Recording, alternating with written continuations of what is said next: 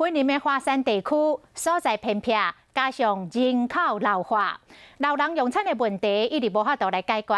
有善心的人士来捐一笔钱，委托到华山休闲农业区的发展协会，伫个庄仔内来举办着老人送餐，服务着独居的长辈。讲效果若是袂歹，会进一步来起灶骹，甲这个概念甲延续落去。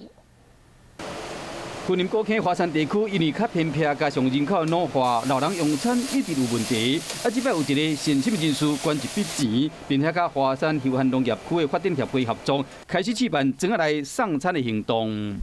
赞助这个白米1000包，来甲咱委托华山休闲农业区协会来办理这个活动，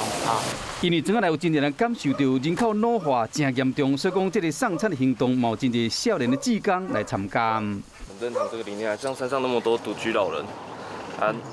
送个东西去也看一下他们是不是安然无恙的在那边，不然他们老人家自己在那边住，很可怜，而且没有人帮他。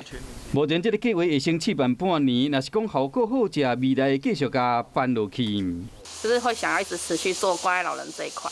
对送餐这样。华山地区其实一直拢无这款送餐的服务，相信有善心人士的斗相共，加上地方同心协力，真紧就使好这行动不方便的老大人，逐工拢食到烧烫烫的饭菜。